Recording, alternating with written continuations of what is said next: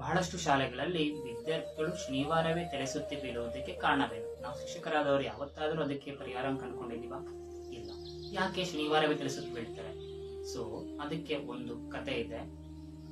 7ನೇ ತರಗತಿ ವಿದ್ಯಾರ್ಥಿ ಪೀಟರ್ ಎಂಬ ವಿದ್ಯಾರ್ಥಿ ತುಂಬಾ ಸೂಕ್ಷ್ಮ ಮನುಷ್ಯನ ಹುಡುಗ, ಚೂಟಿ, ಜಾಣ.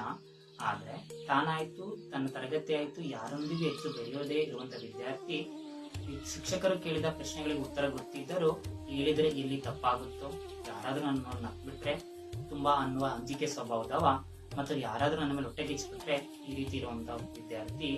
ಅಂಕಗಳು ಉತ್ತಮವಾಗಿ ಬಂದಿದ್ರು ಸಭೆ ಸಮಾರಂಭಗಳಲ್ಲಿ ಪ್ರಮಾಣ ಪತ್ರಗಳನ್ನು ಪಡೆಯೋದಕ್ಕೂ ನಾಚಿಕೆ ಪಡ್ಕೊಳ್ಳುವಂತ ವಿದ್ಯಾರ್ಥಿ ಆನಂತರದಲ್ಲೋಗಿ ಪ್ರಮಾಣ ಪತ್ರಗಳನ್ನು ಪಡ್ಕೊಂಡು ಬರ್ತಾ ಇದ್ದ. ಇದನ್ನು ಯಾವ ಶಿಕ್ಷಕರು ಗಮನಿಸಿರಲಿಲ್ಲ. ಹೀಗೆ ಒಂದು ದಿನ ಶನಿವಾರ ಬೆಳಗ್ಗೆ ಶಾಲೆ ಇತ್ತು, ಶಾಲೆಗೆ ಹೋಗ್ಬೇಕಾಯ್ತು. ಬೆಳಗ್ಗೆ ಬಹುಬೇಗ ತಿನ್ನುವುದು ಅವನಿಗೆ ಇಷ್ಟ ಇರಲಿಲ್ಲ. ಒತ್ತಾಯವಾಗಿ ತಿಂದ್ರೆ ವಾಂತಿ ಆಗ್ತಿತ್ತು.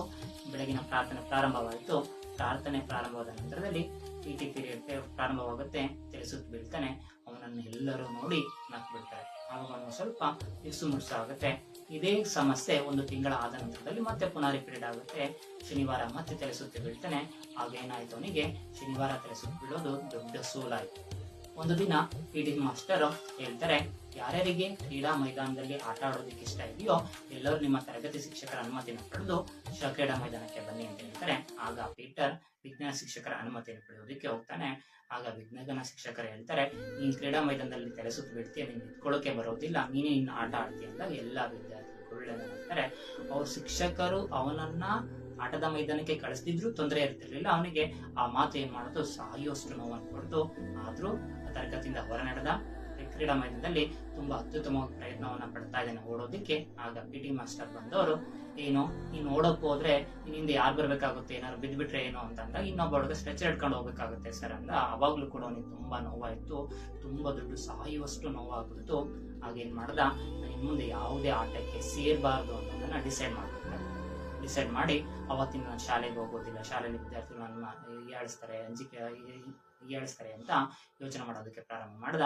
ಆಗ ಆ ಪೋಷಕರು ಆ ಶಾಲೆ ಮುಖ್ಯ ಶಿಕ್ಷಕರ ಬಳಿ ಬಂದು ಸಮಸ್ಯೆನ ಹೇಳ್ತಾರೆ, ನನ್ನ ಮಗು ಶಾಲೆ ಬರೋದಕ್ಕೆ ಇಷ್ಟಪಡ್ತಾ ಇಲ್ಲ, ಕಾರಣ ಏನಿರ್ಬೋದು ಅಂದಾಗ ಆ ಮುಖ್ಯ ಶಿಕ್ಷಕರು ಸಂವೇದನಶೀಲರಾಗಿ ಸೂಕ್ಷ್ಮ ಮನಸ್ಸಿನವರಾಗಿ ಆ PT ಮಾಸ್ಟರ್ನ ವಿಜ್ಞಾನ ಶಿಕ್ಷಕರನ್ನು ಕರೆದು ಮಾತನಾಡಿದಾಗ ಮಗುವಿನ ಸಮಸ್ಯೆಗೆ ಪರಿಹಾರ ಏನು ಅಂತ ಗೊತ್ತಾಗುತ್ತೆ.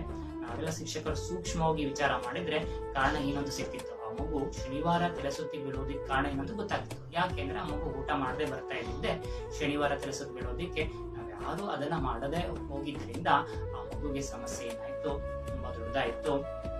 ಮುಖ್ಯ ಶಿಕ್ಷಕರು ತುಂಬಾ ಸಂವೇದನಶೀಲರಾಗಿ ಪರಿಹಾರವನ್ನು ಹುಡುಕ್ತಾರೆ. ಆದ್ರೆ ಎಷ್ಟೋ ಮಕ್ಕಳು ತಮ್ಮ ಸಮಸ್ಯೆಗಳನ್ನ ತಮ್ಮ ಪೇರೆಂಟ್ಸ್ ಗಳ ಮುಂದೆ ಹೇಳ್ಕೊಡದೆ ಇರುವಂತ ಮಕ್ಕಳು ಇರ್ತಾರೆ, ತುಂಬಾ ಸಂಕೋಚಿಸಬಹುದು ಇರ್ತಾರೆ. ಎಷ್ಟೋ ಪೇರೆಂಟ್ಸ್ ಗಳಿಗೆ ತಮ್ಮ ಮಕ್ಕಳ ಸಮಸ್ಯೆಗಳನ್ನು ಕೇಳುವ ವ್ಯವಧಾನವೂ ಇರೋದಿಲ್ಲ. ಎಷ್ಟೋ ಮುಖ್ಯ ಶಿಕ್ಷಕರು ಈ ತರ ಸಮಸ್ಯೆಗಳು ಬಂದಾಗ ಸಂವೇದನಶೀಲರಾಗಿ ಅದಕ್ಕೆ ಪರಿಹಾರ ಹುಡುಕುವಂತ ಮುಖ್ಯ ಶಿಕ್ಷಕರು ಸಿಗದೇ ಇರ್ಬೋದು. ಆಗ ನಾವುಗಳು ಶಿಕ್ಷಕರಾದವರು ಏನ್ ಮಾಡ್ಬೇಕು ಅಂದ್ರೆ ಆ ಮಕ್ಕಳಲ್ಲಿರುವ ಸಮಸ್ಯೆಗಳನ್ನ ಪತ್ತೆ ಹಚ್ಚಿ ಅದಕ್ಕೆ ಸರಿಯಾದ ಪರಿಹಾರವನ್ನು ನೀಡಿದ್ರೆ ಇಂಥ ಸಮಸ್ಯೆ ದೀರ್ಘವಾಗಿ ಹೋಗೋದನ್ನ ತಡೆಗಟ್ಟಬಹುದು. ನಾವು ಶಿಕ್ಷಕರಾದವರ ಪ್ರಯತ್ನ ತುಂಬಾ ಮುಖ್ಯವಾಗಿರುತ್ತೆ.